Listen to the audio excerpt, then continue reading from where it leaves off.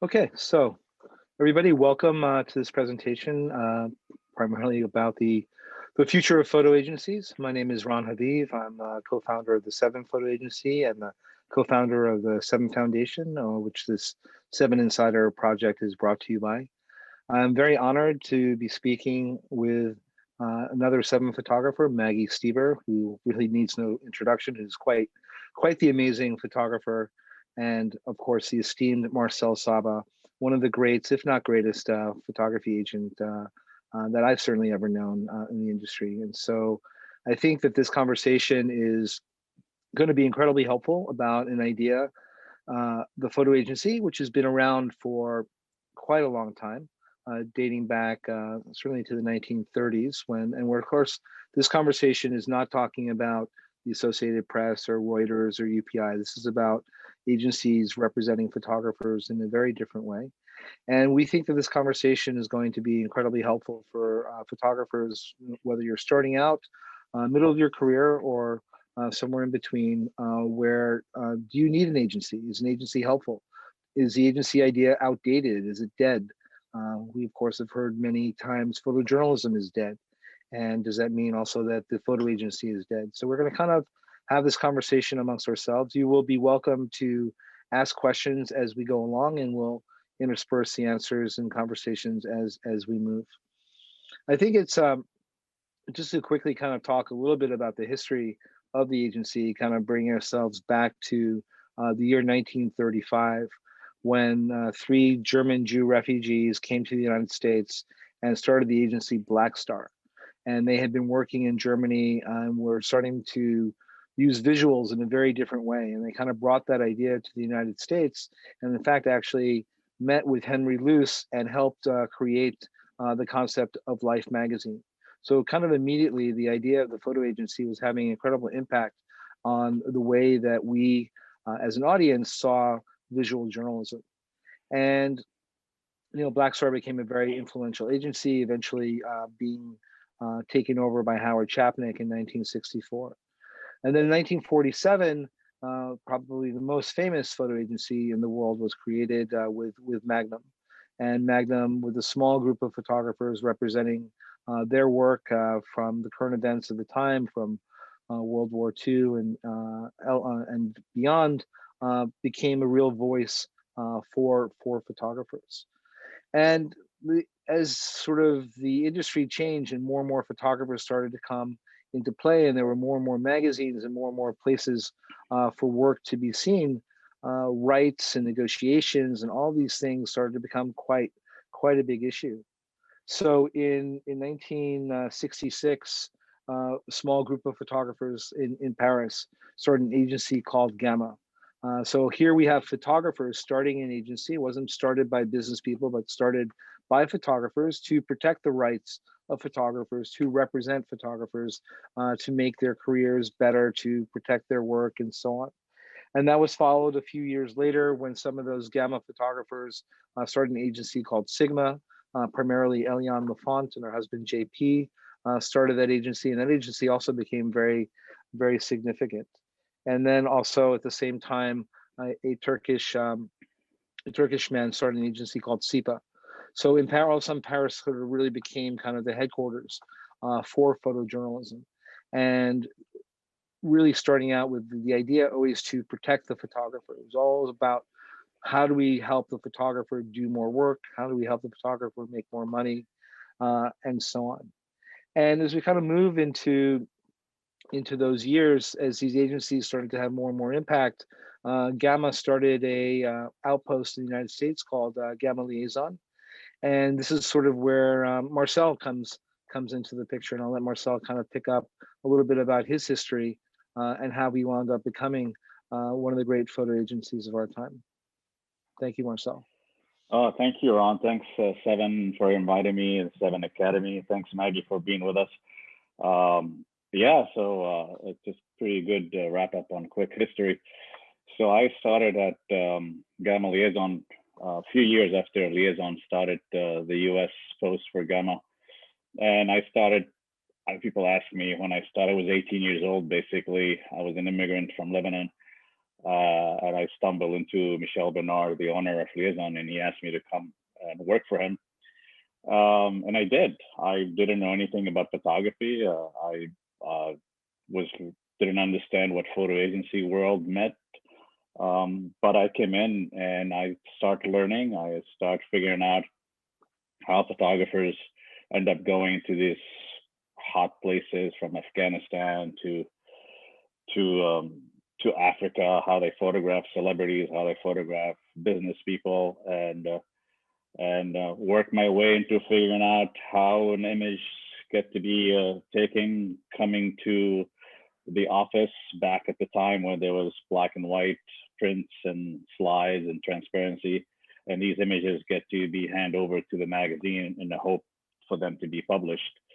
From there, I worked there for 7 years. Was a great person, Jennifer Coley, who was the director and was in competition always with Eliane Lafont back then between Sigma and Gamma, and learned about how to take care of photographers and learn how to protect the photographer rights and how to get their images into the editorial magazine print domestically and overseas. Let's moving fast forward. From there, got an opportunity to go up to a picture group, which was a really small agency based in Providence, Rhode Island. And he was just a genius in a way that was so different from Gamma Liaison, not just covering world photography, but he had a knack on finding photographers. Back then, you have to remember, there was no internet, there was no searching the web for a photographer, but he had a photographer like in Boise, Idaho, that can shoot an assignment and shoot a story, and so he had this relationship with all these photographers across the country, and magazines back then really relied on picture group to come to him and ask him if they have somebody who can shoot something for them in Miami, something for them in New Orleans. So from there, the experience grew from me learning more about the international coverage from Gamma to learning how a small agency branched out and had photographers across the country, and had magazine really rely on them to come and hire the photographers, because they needed to find photographers. The stories were across the globe, so to speak, and he had, like I said, he built helped him build the network beyond the U.S. And so Picture Group grew to an international photo agency, to a point where I felt like there was no room for me to grow. And by then I really felt the need to work for myself and venture out, and back in 1989 and started Saba Press Photo, where you and I, Ron, met 2.5 months later.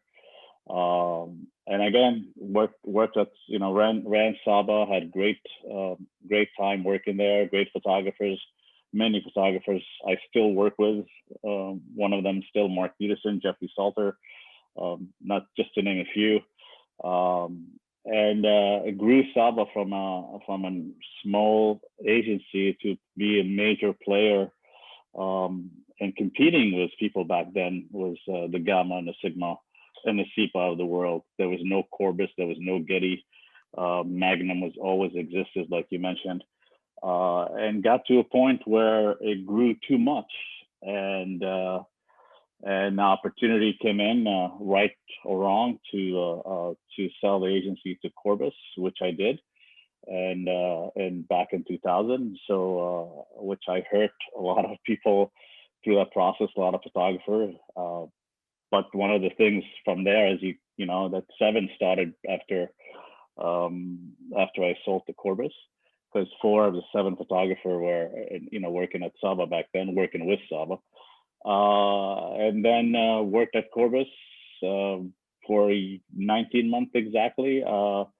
Didn't feel the direction, or maybe I underestimated what a big corporation that's owned by Bill Gates want, and how to serve the photographer. And I felt like I didn't belong there, and decided to luckily able to break away from the contract to sign up with them, and took some time off and started Redux in 2003, and 17 years later, we are here today. Right. Redux is an assignment agency. Started as an assignment agency. We didn't have one pictures to license out, but from the assignment, the archive started to grow, and in a relationship I had with magazines and photo editors, art buyers, and relationship I have with agents from overseas, all of a sudden, beside an assignment agency, we became an archive agency that's carry on licensing images for photographers we represent and for photographers we don't represent. And we started working with partners domestically and overseas to license and syndicate their work, and get their work published out there. So that's really a quick run up to where we are today. You know, there's ups and downs, as we all know in this business. You know, the crash of the print media in 2008, which affected a lot of us. There's always been changes, and my observation was always to fight for the photographer and get the photographer presented to the editors who have the power to hire the photographers, and be the middleman in negotiating the day rate, if I can, to a better day rate, help negotiate, look at the contracts, which we know there's so many contracts today that issued by these publications, and navigate through the process of introducing them to an editor, build that relationship with them for the editors. We'll get into these details in a little sure. bit more. So, but this kind of just sort of setting the ground.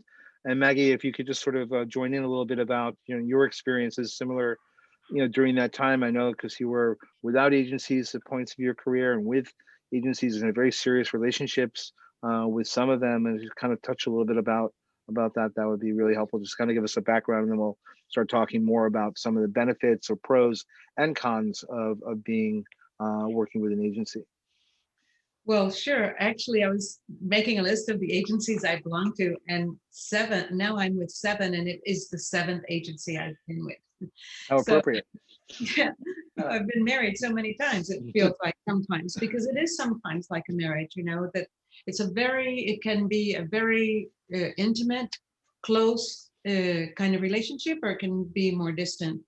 But I was covering a war in Africa, and I didn't know anything about agencies. And I had left a job as a picture editor at Associated Press in New York to go cover this war. And SIPA, which was in Paris, reached out to me and wanted to syndicate my work. And that was the first time I realized that I could do that, because before they reached out to me, I was, this is the days of film, and I would shoot film, and I would, I can't think of the word. I would develop it. I would develop it and make, and I would cut out little strips of the negatives and write captions out, and I would send a package every week to the New York Times, because they were covering this war, but they would use these pictures, even if they were feature pictures or, you know, about the white flight, and this was in Zimbabwe and a guerrilla war. And so I was just kind of doing it myself. But then suddenly here was SIPA, who could really get my work out there. And that made a huge difference, and it was so much easier. So I belong to generally SIPA. When I came back to the United States, I worked with them. I continued to work with them for a little while, but I just thought it's such a big agency, and I felt a bit lost in it. And so then I joined 2 or 3 other smaller agencies. One of them I can't even remember the name of, but a very nice person, Mark Greenberg, was one of the photographers. And but that didn't last. And then Alain Julien, who's a very good friend and French, we had a small agency with about 5 people, and for a couple of years, but it was so much more work than we could really handle, and that didn't last.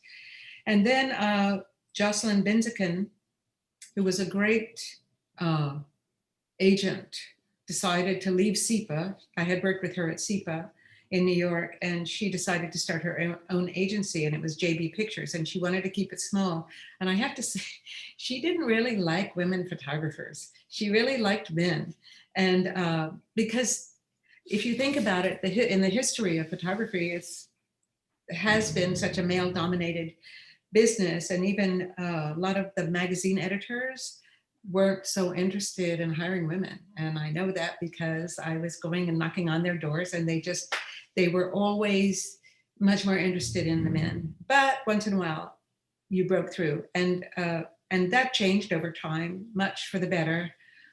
But you had to sort of go and represent yourself. But anyway, she started JB Pictures. She kept it small. There were only 2 women photographers, myself and Louise Gubb, who's in South Africa.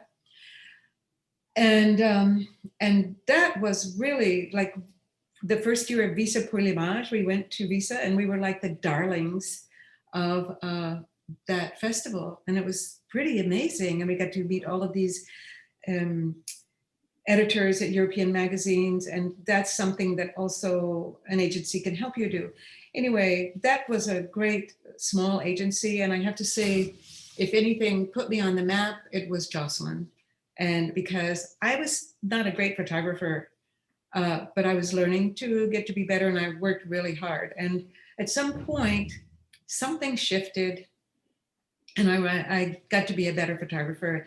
And she really went to bat for me with editors who kind of thought, oh, well, she's okay, but you know. And she said, wait, you haven't seen her work lately. And so she was really good at selling. And she had also been a picture editor at Time Magazine for a long time. So she knew her stuff. She was a tough little cookie, and not always easy, but really brilliant in so many ways. And then she decided after a little while that she was going to leave the agency, and it shut down. And so a lot of us who had been at JB Pictures went to Saba because it was small. And also Marcel had a great reputation, and Mark Peterson, you know, was at JB, and I was at JB, and I know 1 or 2 other people were, but I can't remember. Anyway, and so we went to Saba, and I was pretty happy there. And then, well, this is the thing, is that agencies come and go, and there's many reasons for that. But we totally understood why Marcel did what he did, and it made economic sense, actually, because it costs a lot of money to run an agency. If you do it right, you have to have a staff as well. It's a lot of work to take care of the archives. It's a lot of work to take care of the photographers who are always complaining or whatever, needing help, you know, in one way or the other. And so that was a sad day. But anyway, and then when he came back into wanting to have his own agency, Redux, a lot of us continued to work with him there. And then, but the thing about agencies is they are like marriages in some ways, and they really require a loyalty and also an understanding of what there is to offer to a photographer and what a photographer has to offer to an agency to make themselves valuable. So it's not just you're going to end up with an agency and then they're going to do all the work, because no, the work that a photographer does never stops. And anyway, at some point, I decided I just wanted to be on my own. And I've always been somebody who would go when it was easy to go see editors at magazines. I did that a lot, and I really developed a lot of very strong relationships with editors at magazines, and that really helped me throughout my career. And learning how to go and see an editor, how to show your work, how to talk about it while somebody's looking at it, you know, like turning the pages in a portfolio like this, and you're supposed to be talking about your work and not lingering too much. And I learned a lot about this business. And I sometimes used to tease Marcel that maybe I should be an agent. And of course, his eyes would light up and say, I love that idea. But I think you have to live in New York City to do that, actually. But anyway, I have a lot of fantasies about being an agent sometimes, but I had a lot of fantasies about returning to picture editing as well. So I love that so much. But at any rate, and so a couple of years ago, Seven approached me and asked me if I would like to join them. And I was just at a point in my career where I felt like I needed to reinvent myself and that I was tired of carrying the load myself and I needed a community. And this is what an agency offers. That is one of the most important things, is that you have a community and you can take advantage of it as much as you want, or you can kind of keep a distance if you're a quiet person who likes to keep a distance, but you still know it's there to catch you if you fall, or to represent you, or help you figure out a problem. So I've been in a lot of agencies, but I think all of the experiences I had also taught me how to work in this business, because it is a business. Photography is a business. And if you don't learn the business of it, which is one of the attributes of working in an agency, if you don't learn the business of it, you're just going to struggle so much. And you can really learn under the wing of a really good agent and understand how things work. So now I'm with Seven, and it's very exciting, all of the things that we're involved with, and I'm very happy. And so there are also, but I wanted to mention something else, that's not everybody is meant to work at an agency, because there's all kinds of things that these gentlemen are going to talk more about, but there are percentages, and that even if you join an agency, you shouldn't, as a photographer, be relying totally on them to get you work, that you also have to put yourself out there. You have to develop relationships with photo editors, and you have to know what your market is. Who do you want to work for? And then become students of those publications, and not just, everybody wants to work for the same 5 publications, Time Magazine, National Geographic, the New York Times, and a few others. But there are lots of other magazines, and it's your job as a photographer to really investigate magazines. There's some great regional magazines. There are magazines for parenting where you could put really good work. I mean, you have to really start to think now, especially outside the box, but this is also where an agent can help you. An agency can help you, but you can also help the agency by introducing magazines to them that they might not have known about, because things are constantly changing.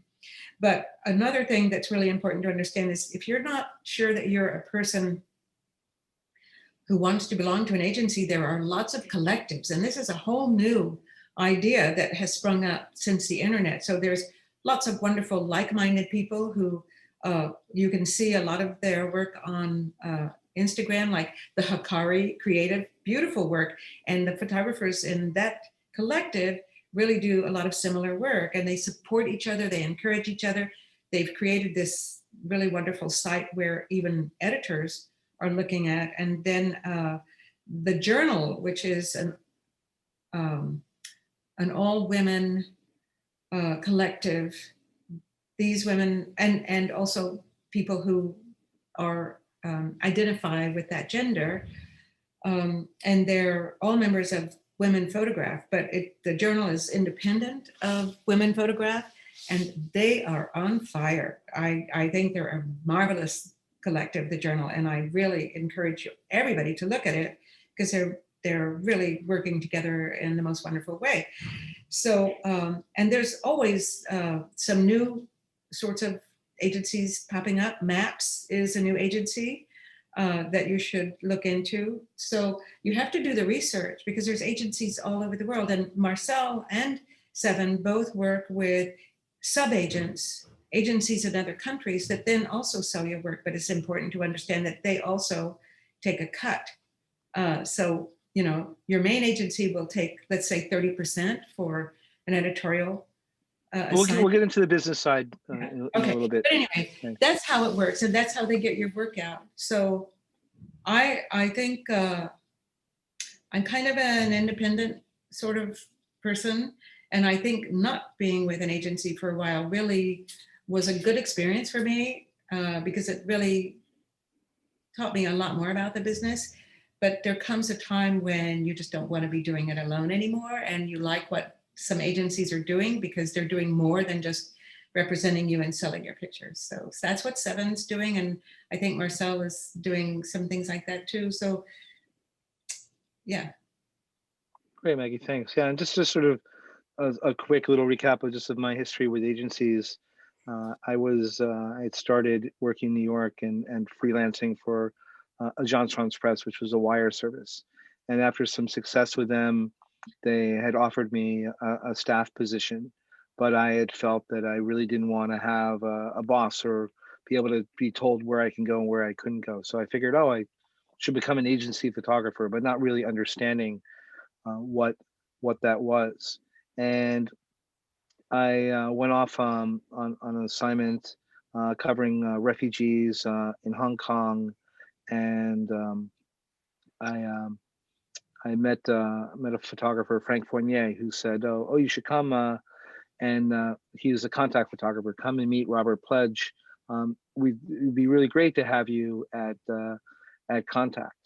And I went and I met Contact. I met Jeffrey Smith at Contact, and he said to me, "We have no interest in working with you, but go shoot Kodachrome for a couple of years and come back, and maybe we can talk." I was like, "Okay, well, that's not exactly the reception I was looking for." And then I took my work that I had done and went and met Jimmy Colton who was running SEPA America at that point, one of the greats in the photographic industry. And Jimmy said, "Sure, you want to be a SEPA photographer? No problem." And all of a sudden I was a SEPA photographer and sent them my work from that one story. Was very much quickly didn't realize that SEPA wasn't exactly right for me. I didn't speak French, and their main office was in Paris and so on. So I really, again, was sort of confused, but I knew I wanted to be an agency photographer still not totally understanding what it meant.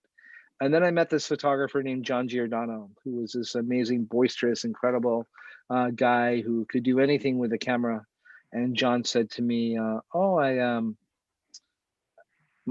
was at Picture Group, and this guy from Picture Group, Marcel Saba, has left Picture Group to start his own agency.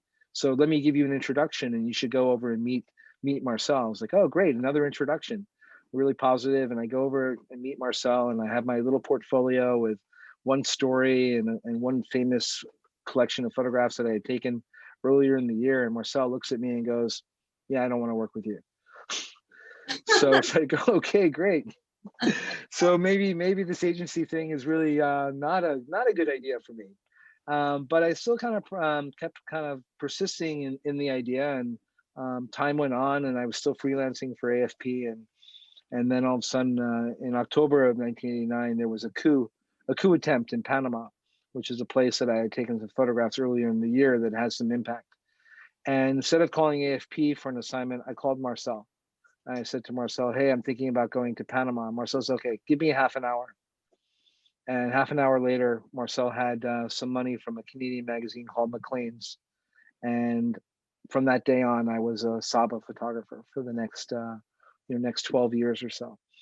And it was this, again, exactly, I think, this idea about this relationship, because I talked to so many photographers today about, "Oh, I want to join Magnum, or I want to join Seven, or I want to be with Redux, or I want to be with Polaris or Contact or VU or somewhere else." And it's like everything is, I think, is possible for all photographers, but you have to think about not just you want to join them because you think they're X, but it also has to really be correct for you, right? Because you are giving them your work, your life's blood, your name, and they are doing the same to you. And this is a very important relationship that has to work together in order to be successful. And I think that the same thing in 1989 as in 2021. That it's this idea about working together to build your career and having similar goals on what you want to do, and also understanding what they can do and what they can't do. And I think that there are now an amazing amount of opportunities in photography.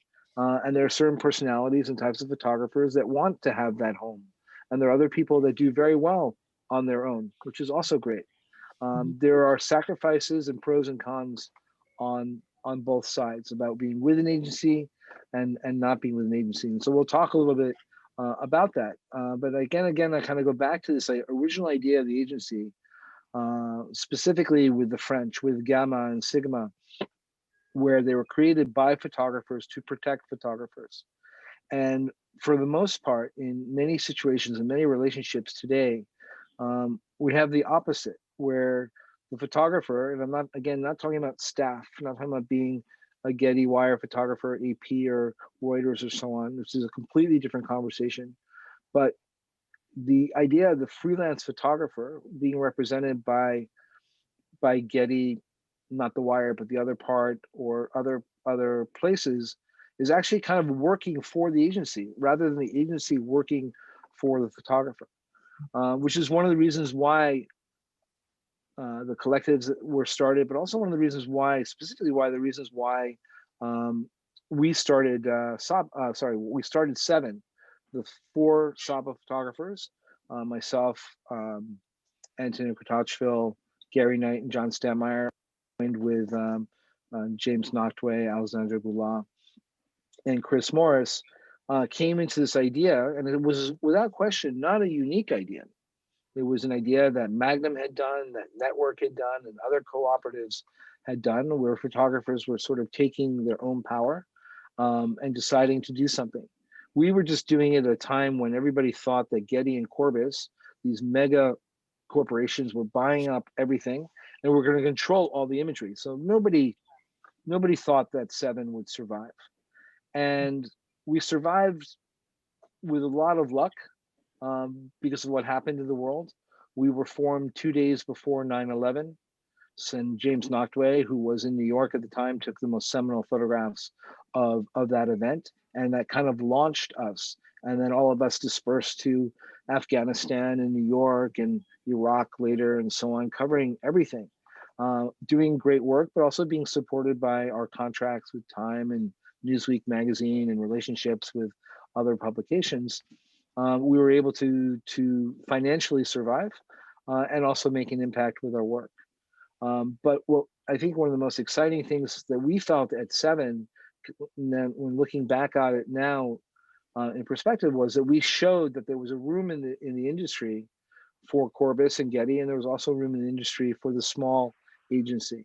And so you had in 2007, you had Noor starting with great photographers, Stanley Green, Kadir, and others with the same model. And then other agencies, small agencies, starting with photographers. And that exists to today. Everybody has this ability to do something with their work, with their friends, whether it's a collective or more formal kind of agency or so on, if they so desire. And there are benefits and there are disadvantages of all that. And we always have to think about, you always have to kind of juggle, like what makes sense for you as a photographer. And I think it's really, in the end, it's an incredibly personal question.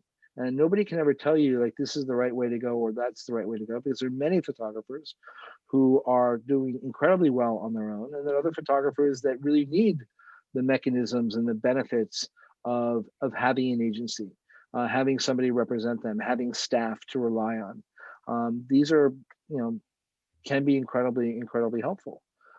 So these are things that you always have to think about. We're going to kind of talk about like what we look for, what Seven looks for in new membership, what Marcel looks for in photographers that he represents. But at the same time, it has to go both ways. It can't just be the photographer begging to come, oh, I want to be part of you because that's the only opportunity that I have. You have to go to these places very specifically with the understanding of how is it going to help your career? What is it going to mean?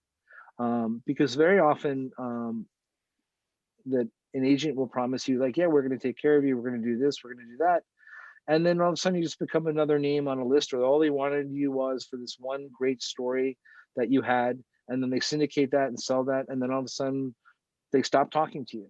There are a lot of really sad stories about relationships between photographers and agents going badly. And there are even worse stories where there are times when, because there's money involved and you don't know as a photographer, you have to put a lot of trust into your agent, that you're going to get paid the money that you were told, that the money coming in from a sale in Japan eventually winds up in your pocket once it kind of makes its way through the system.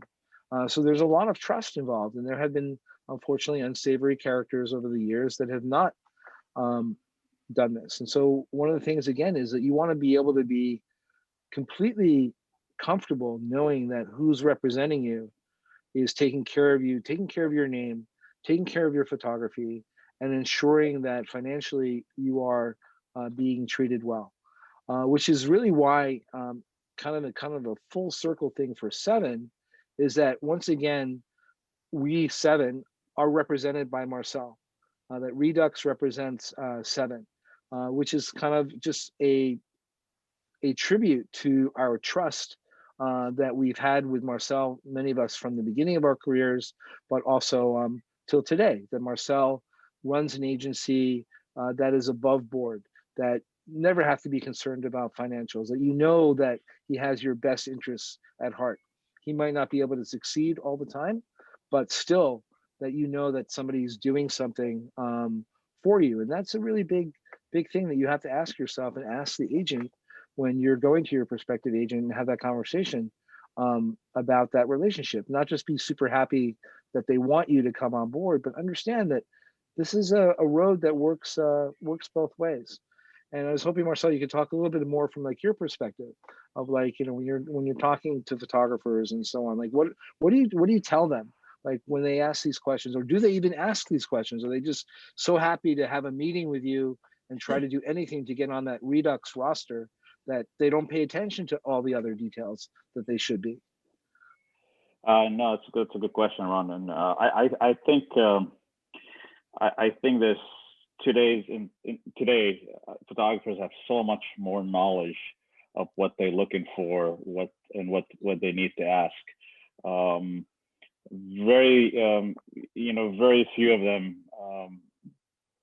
They go to school. Obviously, some are self-taught. They go to school of photography. In general, very few of them get out of the school of photography and figure out what the market is and where they need to get their pictures published and how they get them published and what they ask for, how they negotiate contract. And that's essentially what an agency or agent does for a photographer, is help them and guide them in a way that, yeah, you should ask these questions, or you should figure out, what a story sell for and who is interested in it. So some photographers come in they already, like Maggie said, they already have 5 magazines or 5, this online, five people they wanna pitch it to, but sometimes they don't realize that the world is bigger than just 5 magazines. There's people in Spain that might be interested in it. That means people in Germany might be interested in it, and that's why we sort of try to guide a photographer, especially you mentioned people doing stories, is to tell them, listen, we think we can really help you get the stories out, and this is what we need from you to be able to get the story out. We need you to do some work on it. We need you to edit less. We need you to caption it better. But some come in and they already know that the relationship they want from an agent is to be just either somebody who syndicate their work, which means get their work out in front of the magazines domestically and worldwide. And some really wants to be represented, which is, hey, help me introduce me to a magazine editor, to art buyers, get my name out there, and it's a conversation of how we can do that and how we can help them, and if we can help them. Obviously we don't. Some photographer we just feel like we can't help for whatever reason, or we have other people on a roster that we can't take them on. So I don't know if I answered the question the way you felt. Yeah, I think it's great. I was just wondering, Maggie, if you could just sort of respond a little bit, because there were times when you were alone, right? And you were doing, just to explain like what that is about the photographer alone, how it was to syndicate your work, to get it to different agents or different places, like how much work that is and whether it was worth it or not. You were saving on the percentage of having an agent do it, but does it make sense? Does it not make sense? Well, when I left SEPA, and it was still the days of film. And I would go to the lab and have duplicate slides made, and then I would have to write out the captions. And in SEPA, I learned that we had affiliations with sub-agents in different countries. And so I would make these little packages of these slides, and I would write a story and I would write the captions out. No internet, you know, remember, or maybe you weren't even born, but at any rate, and I would then go and mail them these packages, like 4 or 5, to different agencies in Europe, and they would sell the work. And then I still also had to then deal with the tax issues, because I had to pay taxes on the income in those countries as well as here. And it was a lot of work, and I would start my mornings at 8 a.m. and by midnight I was still working. So it was a lot of work, but at the same time, it strengthened my relationships with those agencies overseas. And I really learned a lot about what kinds of things they were looking for, because the American market is one thing, but the European market is a completely different one, and they have different interests and that sort of thing. But it's a lot of work. And even now with the internet and all of the things that have made our lives easier in some ways, have also made our lives more challenging, because there's so many photographers, there's so many people who want to be photographers, who think they can be, and don't realize it's really a business. And making contacts with photo editors now also is very challenging, because photo editors are also, there are fewer and fewer of them, which is a really, in this moment where photography is huge and really telling stories in ways that are very popular. You'll find at publications there are fewer and fewer photo editors, which I think is a huge mistake. Photo editors can be the unsung heroes of this business and of our careers, and we don't always recognize that. But you still, even if you work through an agency, it's really important that you try very hard to make these connections with photo editors, because they don't always stay at the same place. And, you know, or somebody will come in, the photo editor you've been working with leaves, and now you have to try to start all over again to make these contacts with photo editors. And to be honest, if you really look at the landscape right now, there are a lot of younger photo editors, and they really want to work with their generation of photographers. So that's where I think a challenge comes for people who have been in the business for a long time, and you need to get to know who they are, you know, and try to connect with them, even though they might want to work more often with people of their own generation. I think that's something you have to think about. If you're somebody who's been in this business for a long time, how do you constantly reinvent yourself and make people be excited about what you're doing? And I find that there's a lot of different ways to do that, including I mentor a lot of people just on my own, as well through Seven, and I love that. But one of the reasons I do it, and I don't charge for that, but please don't start, you know, don't start sending me emails or messages, but I find it a joyful act, but also it keeps me informed about what's going on in this kind of new fresh water that's coming into the pond. And so I find it's very informative as well as anything. And I get to see how people are taking pictures in a completely different way. So I've tried to find ways independently how to constantly stay on top of what's happening in the business and who's there now. I mean, we did have photo editors we were so lucky to work with.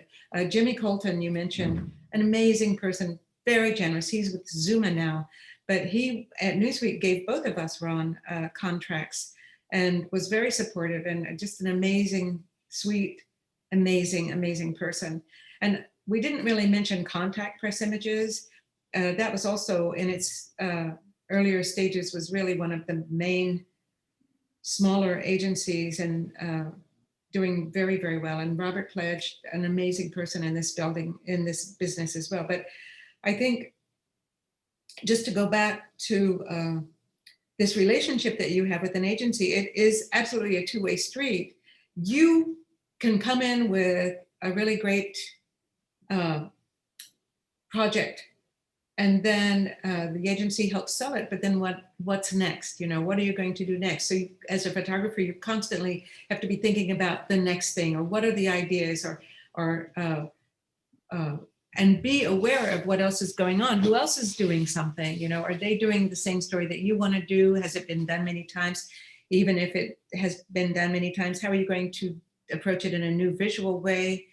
So it's exhausting, actually, but it's exciting as well, because this career, this business gives us a key to unlock so many doors and learn so much about the world and about people and about issues. And we really need photography now, because fewer people are reading, and that's a terrible thing.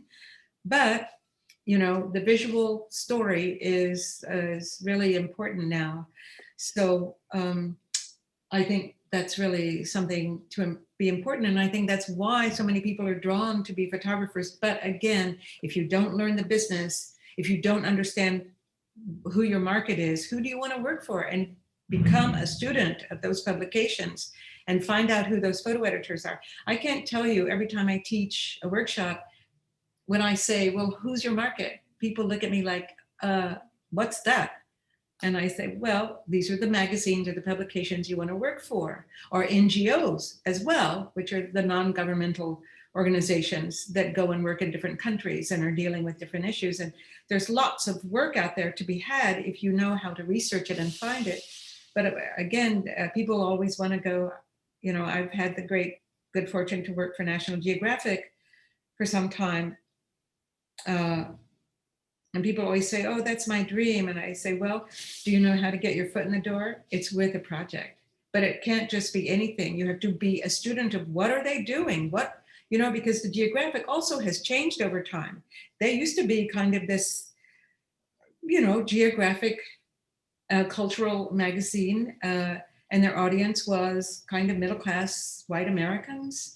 And now it's all over the world, and they've changed. They have brought in many more people of color, different countries, younger people, a lot more women. So if you don't constantly study the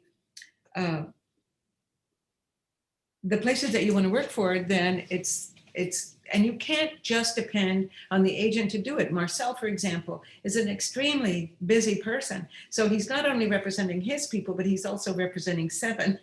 And sometimes he negotiates for us when we have, or if we have an idea, he'll pitch it on our behalf, besides our beautiful, wonderful Gianna, who also is the queen of 7 and somebody without whom we can't function. But she runs the agency and with some other people. But let me just stop you there, Maggie, just to take that, because I think, I mean, the general idea of this conversation really is like, is there a future and need for a photo agency? And through what you just said, we can argue 2 different ways, right? There's there are magazines today, photo editors, that specifically want to really only speak with photographers one-on-one, where there's no interaction necessary for an agent, where there's no debate about the day rate. There's no debate. It's just like, this is our deal. You want to work for us? This is what we pay everybody. This is what we're going to do. An agent doesn't need to be involved. And that's one part of the market that exists with some magazines like Geographic, New York Times Magazine, and so on. Then there are other places where I think, you know, the value of Marcel, the agent, is incredibly important. And I think this is where each photographer needs to decide, like, who is your market? Who are you working for? If you're National Geographic, and I know things have changed dramatically at Geographic in the last couple of years, but if you were like a couple of years ago, just a Geographic photographer, and that's all you did, it's like John Stanmeyer. This is one client. He worked all the time. There's no need for John to be represented for other assignments, because his time was all filled up working with Geographic. But if you take somebody like myself, who's working for multiple clients, of which there is room for negotiation. And I think I'll let you speak to this in a moment, Marcel, but I think this is really important, that there are some photographers who are brilliant and can speak for themselves as a photographer on a photographic level, and they can also speak for themselves as a business person, meaning they can have a conversation with the editor about the story, and they take off their photographer hat and they put on their business hat, and then they can actually negotiate the money. part of it. There are very few photographers that can do that well. There are a lot of photographers I think they can do it well, but in actuality don't. And I've seen multiple times where we've had an assignment offer or a guarantee or some sort of financial arrangement with a magazine coming to us from them, coming to Seven from this publication, and then handing it back to Marcel and his team to respond as a negotiator. And all of a sudden the money and the rights and the embargo, all these different things that you have to worry about as a photographer that your agent can now handle becomes dramatically different in favor of the photographer.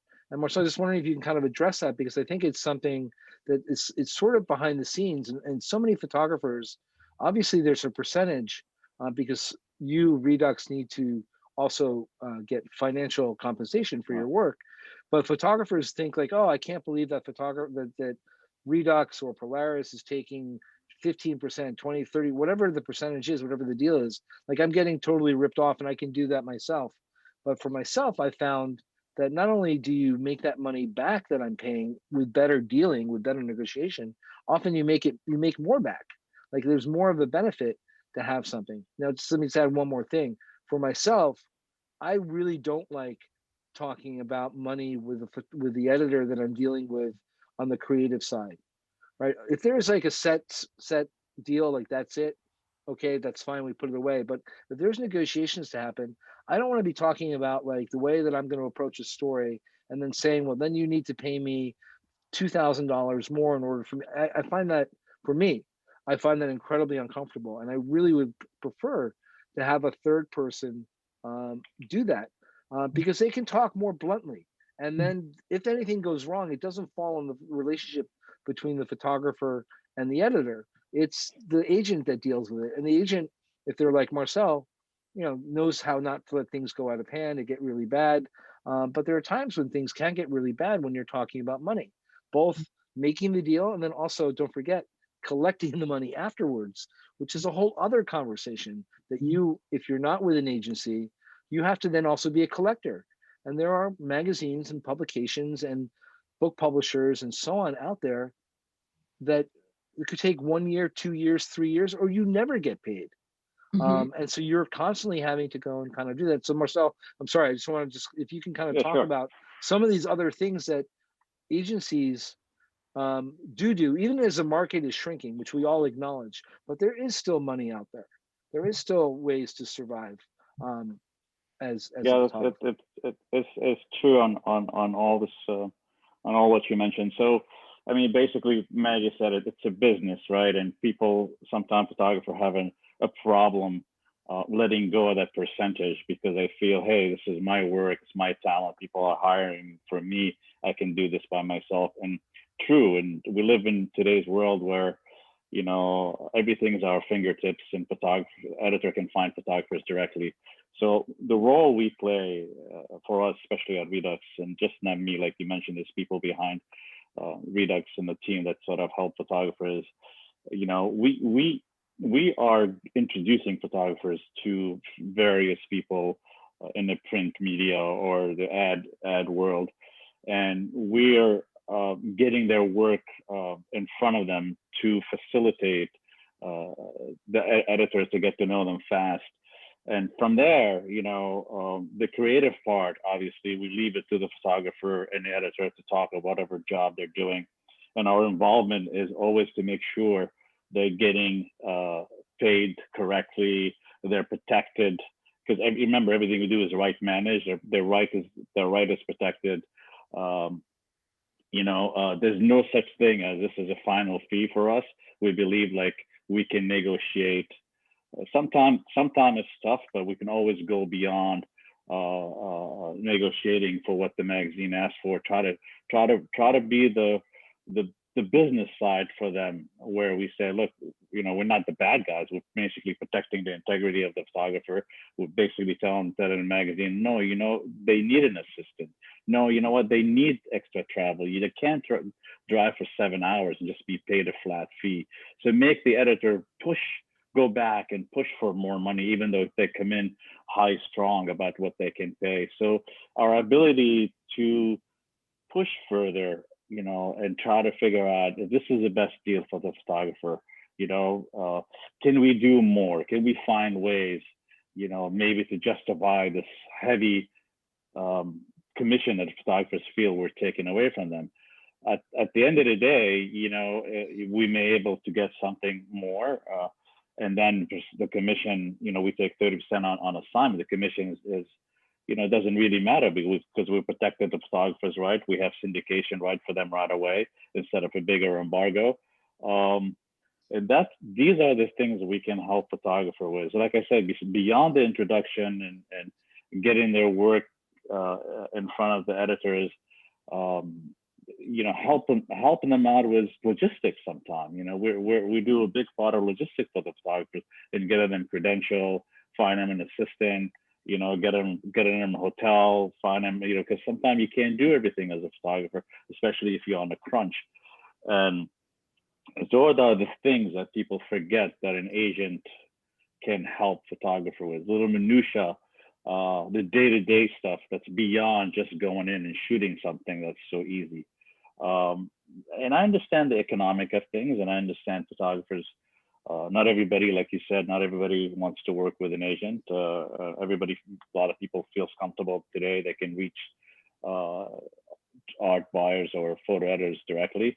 But I feel our role, especially at Redux, enhance and protect the photographers and getting them, the best we can get for them, and making sure we keep track of the embargo, making sure their work, is copyrighted, it's protected, making sure they're going to get paid, making sure their work is invoiced, and so on. I'd like to add something, and that is Please. that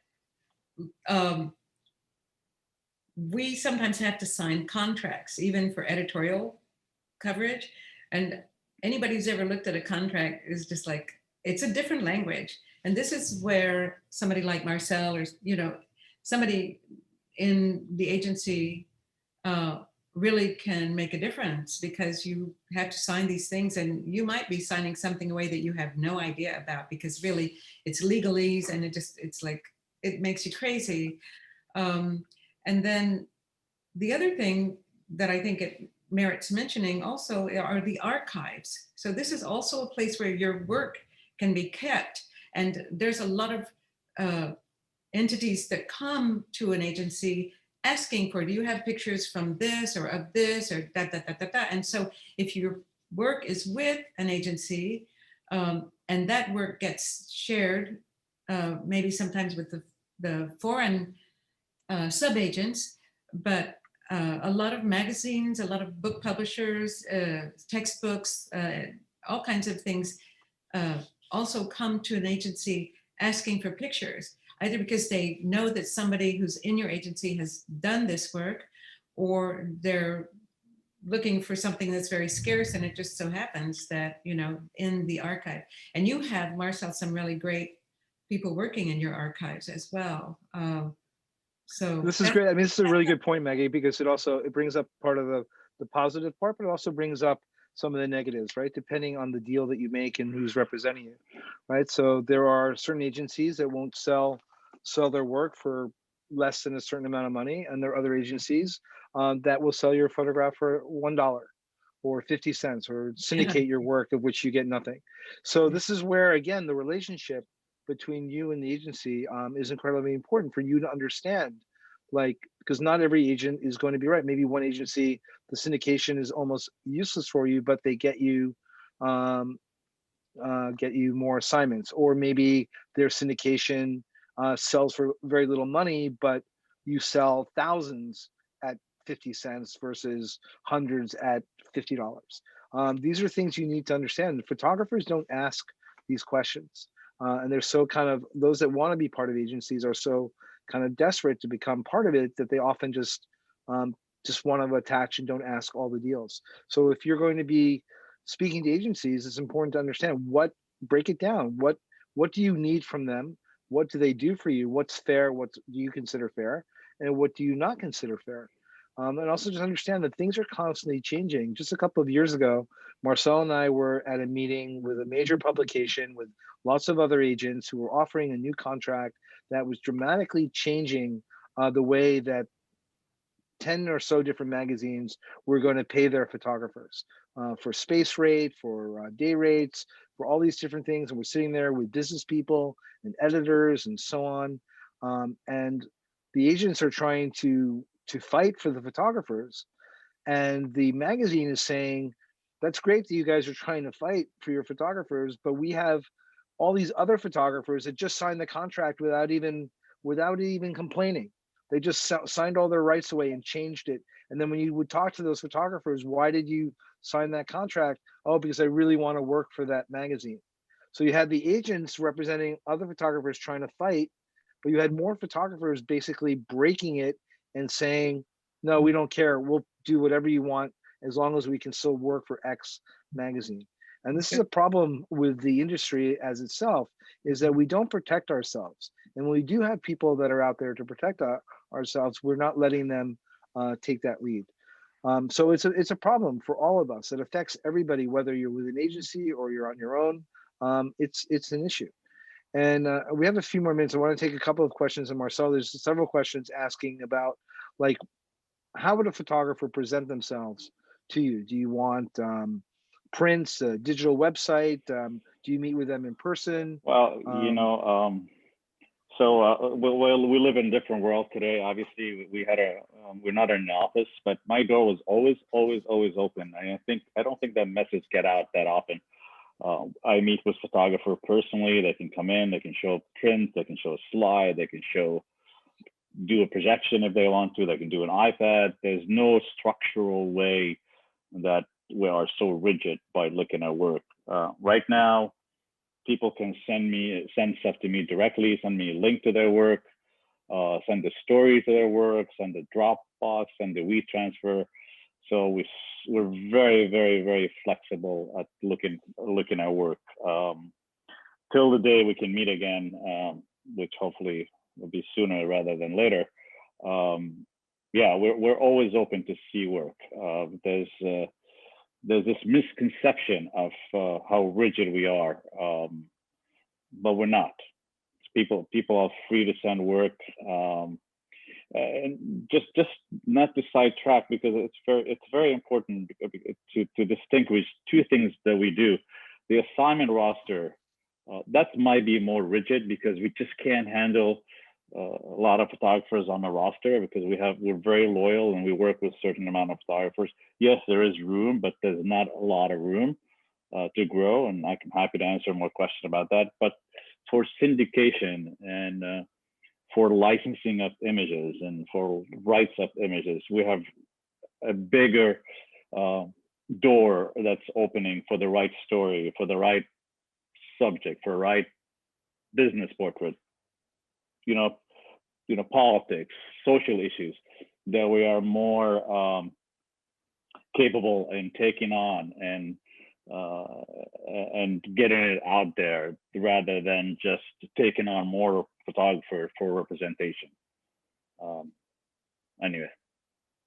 And so, like, if you had a photographer, let's say we have a question from a wire photographer wondering like what kind of work would you want to see? I'm assuming you wouldn't want to see, like, here's my sports picture, here's my portfolio, here's my portrait, here's my news picture. How would they how would they put together a presentation for you that would make sense?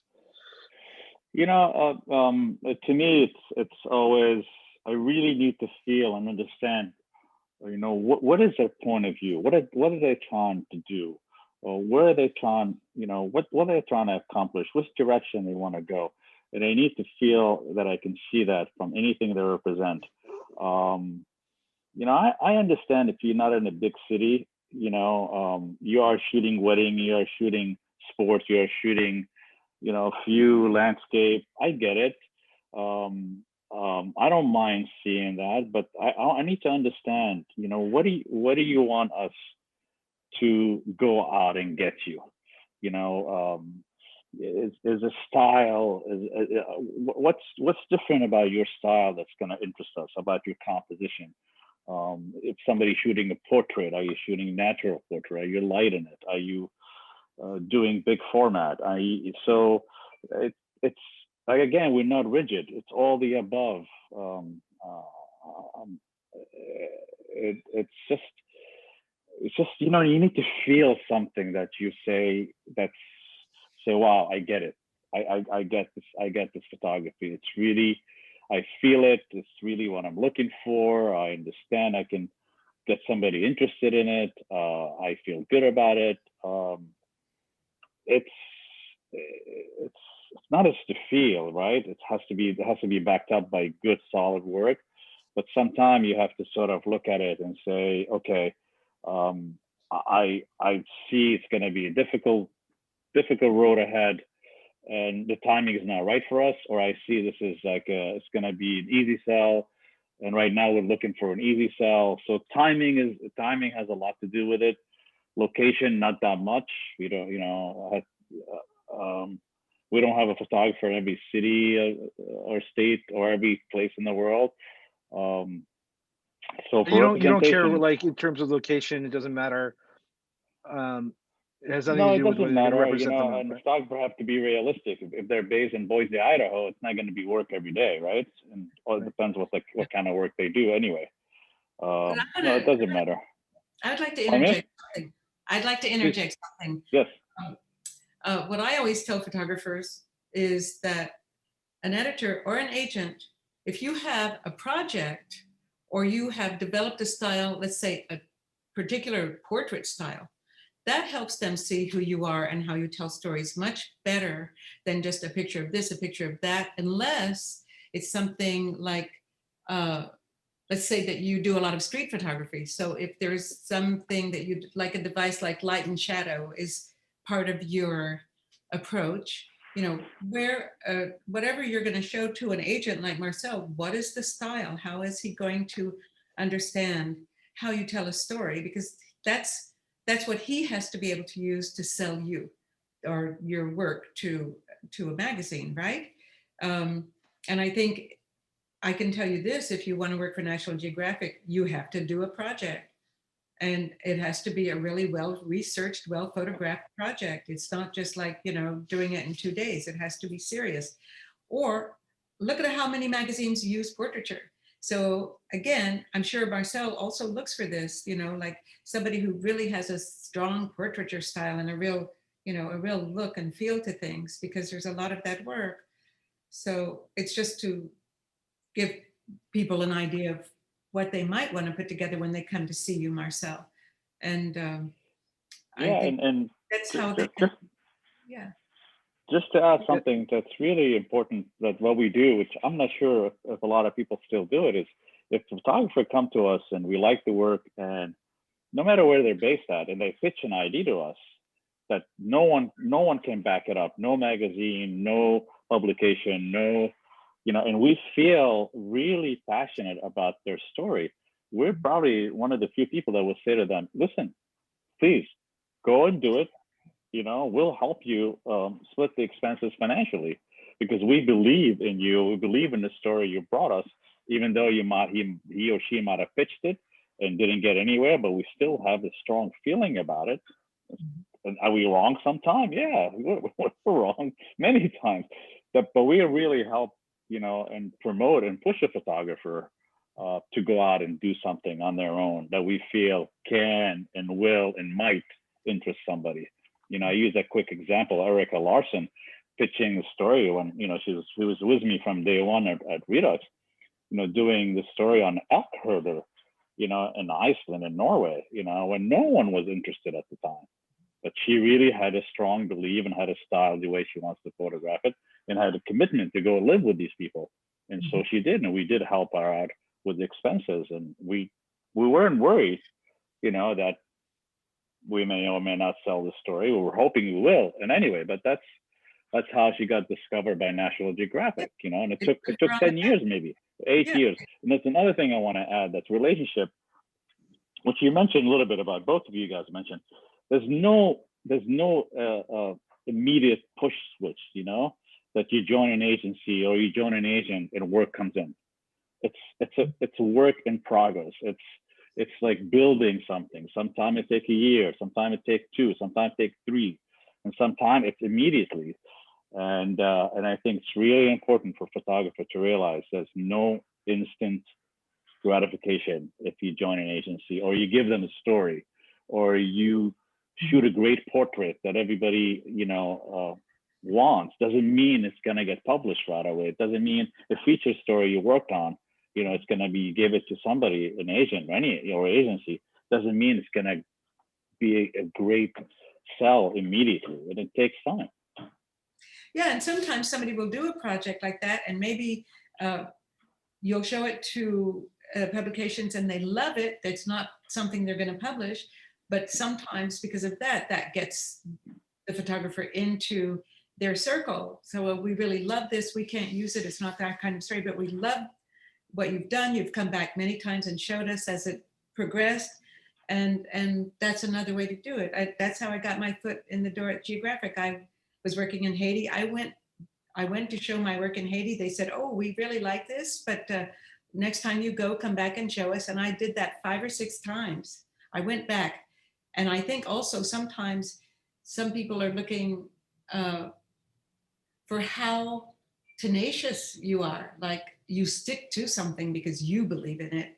And like Erica did with that work that she made a beautiful book from, but it did put her on the map, and she devoted a lot of time to it. And people also admire that in a photographer. It's like they don't give up. We can't use their work, but we really like them and we'll give them work to support them.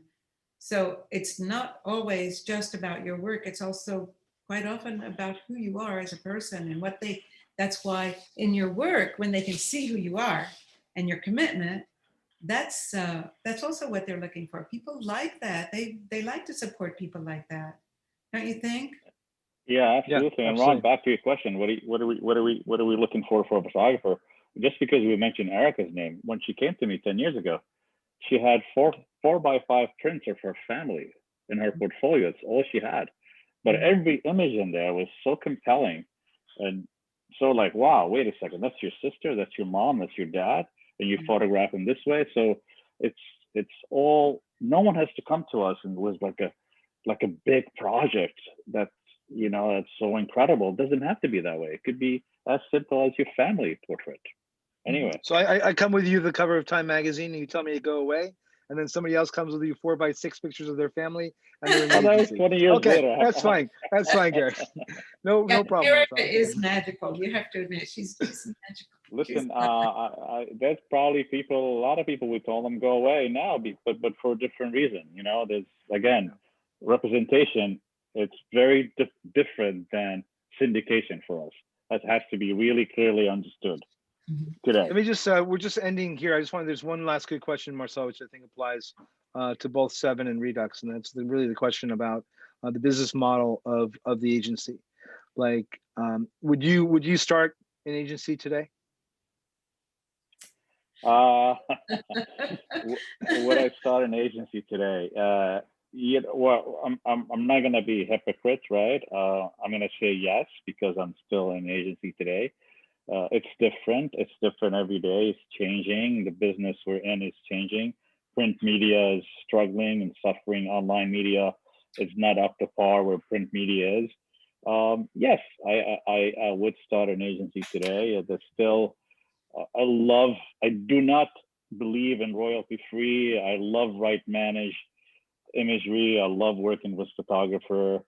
I respect what they do. I love keeping the integrity of what they photograph and give it a place, find a place for it and price it right, and fight for it to be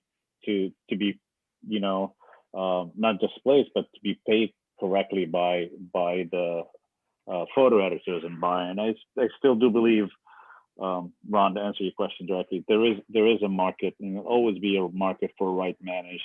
And I hear this, this agency bought this 3D company for so many $1 million. Now they're going to produce 3D images. They're going to replace real photography. Like, that's not my world. I don't care about that. I really love all aspects of photography, from portrait to photojournalism to social issue to reportage. And I really do believe, as long as I live, that there's always going to be room for that. We're never going to be into any royalty-free imagery, only free images. This company, like, I don't want to mention name, they're producing images to give them free to their clients, right. So they can come in and buy other stuff. That's not the business model I will do if I start an agency today.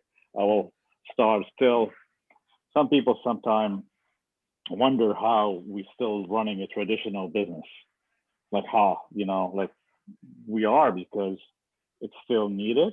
It will continue to be needed, and I hope I stay, and the people who work with me, we are a voice to get people's right managed images out there and license them and get them paid the right price. And everything we do, again, which you understand when you see everything we do is a la carte. We don't have a pricing menu you can download when you go to Redux. Every image has a special feeling, and I understand value. I understand this. The business we're in is dictated by the magazine space rate. But if you have a special value of a story of an image, we do not, submit to the space rate and say, okay, well, yeah, it's a $50 for online. Yeah, go ahead, do it. Yeah, of course, we have images that we sell for their dictated space rate, but anything that has a special moment, feel, time, we treat it as a special, as a special fee on our site. So anyway.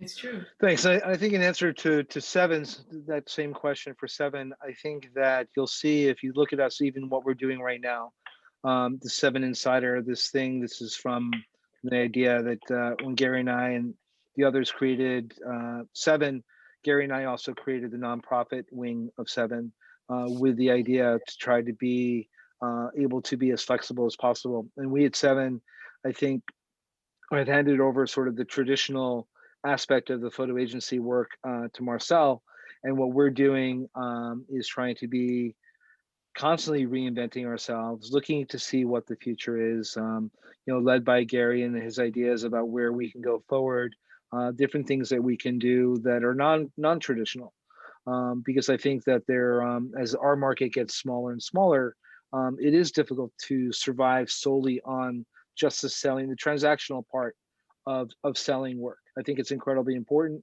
Seven believes in the usage of media, of getting our stories out there, having effect and impact. Without question, that is our heart. But we also want to reach people in other ways. We want to do these other projects. You'll look at the foundation, you'll see the book, the Imagine Project about peace, or the MVP project about poverty in Africa, and all these other things aside from the educational aspects of what we're doing. And I think that is a good example for others, in that you have to be diversifying and looking at different ways to kind of react and interact with your communities. But without question, I think that for us, all of this stems from our ability to get our stories out there, and we do that in partnership with Marcel. So this idea about the agency not being needed, I think is premature. I think we still do need it. I think not every individual photographer needs it. They can survive in many good ways on their own. But I think at the same time, there are real benefits of which I think we spoke about, and there are some, disadvantages which we also spoke about. So I think in conclusion, no, I want to have one Maggie, last. please go ahead, Maggie. Because somebody asked a very important question about race. And with all of the Black Lives Matter and all of the things that have been happening for the last couple of years, let's just say, we'll speak about one race right now, but let's say people of color. A lot of people of color have really, who were working in the shadows quite often, have come out and to the forefront. And that was a very wonderful thing, because it's